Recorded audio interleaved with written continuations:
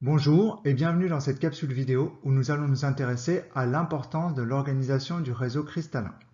Pour illustrer cette notion, nous allons nous baser sur un exemple, celui du carbone. Dans le cours, cette capsule sert de transition entre le grand 1, les cristaux des solides organisés, et le grand 2, les minéraux, structures cristallines des roches et des squelettes. J'ai choisi comme point de départ de cette vidéo ce court extrait du film de Terry Gilliam, Les aventures du baron de Munchausen. Dans ce passage, le baron se retrouve dans le palais de Vulcain, dieu du feu, des volcans et de la forge. Ce dernier, voyant le baron comme un potentiel rival amoureux, décide de l'impressionner en offrant à la déesse Vénus un cadeau de sa fabrication. On le voit ici presser fortement un morceau de charbon, et le réalisateur a pris soin d'ajouter à cette scène des effets spéciaux indiquant une augmentation de la température. La compression et le chauffage du morceau de charbon mènent ici à sa transformation en diamant. Bien qu'étant extrait d'un film fantastique, il y a un fondement scientifique à cette scène, et l'explication tient à l'organisation du réseau cristallin. Vous savez peut-être déjà que le charbon comme le diamant ont la même composition chimique. Ils sont tous les deux composés de carbone. Vous aurez reconnu à l'écran le tableau périodique des éléments. Les caractéristiques de l'atome de carbone lui permettent d'établir jusqu'à 4 liaisons avec d'autres atomes. En se liant à d'autres atomes de carbone, il peut former des réseaux aux configurations variées. Le carbone est ainsi capable de cristalliser sous plusieurs formes. On parle d'allotrope, du grec allos qui veut dire autre, et tropos qui signifie manière.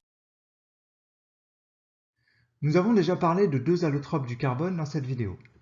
Dans le charbon, le carbone est dit amorphe. Il ne présente aucune régularité. Dans le diamant, le carbone est organisé en un réseau cristallin de forme tétraédrique. Les diamants se forment lorsque des fluides riches en carbone sont amenés en profondeur par les mouvements internes du globe.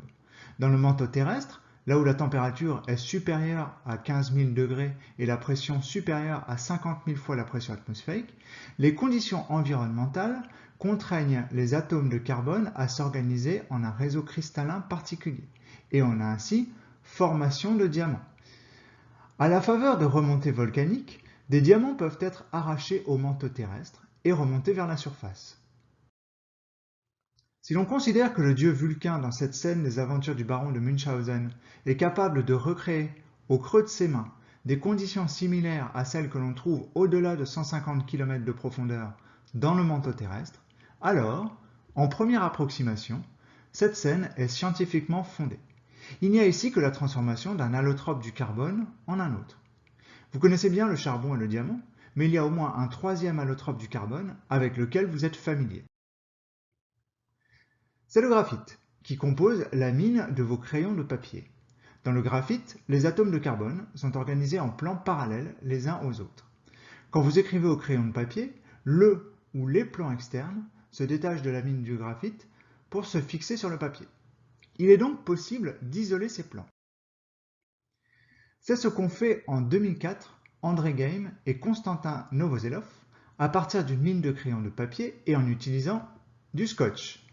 En collant le ruban adhésif à la mine de crayon, ils ont réussi à isoler une couche monoatomique, c'est-à-dire d'une épaisseur d'un atome de carbone. Cette découverte leur a valu à tous les deux le prix Nobel de physique en 2010. Ce nouvel allotrope a été nommé le graphène. La configuration du réseau cristallin en couche simple confère au graphène des propriétés particulières. Le graphène est un très bon conducteur électrique et thermique, ce qui en fait un matériel particulièrement intéressant pour le domaine de l'électronique. L'organisation en couches monoatomiques le rend transparent et il est 100 fois plus résistant que l'acier pour une même épaisseur. Il est aujourd'hui difficile de produire en grande quantité ce graphène, mais des projets de recherche sont financés et la course à la découverte du graphène peu cher est lancée. Il est possible que dans un futur proche, de nombreux objets de notre quotidien incluent du graphène dans leur composition. Le carbone possède donc de nombreuses organisations différentes de son réseau cristallin, comprenez de nombreux allotropes, chacun avec des propriétés spécifiques. C'est l'organisation du réseau cristallin qui confère à chacun de ces allotropes ses propriétés physiques.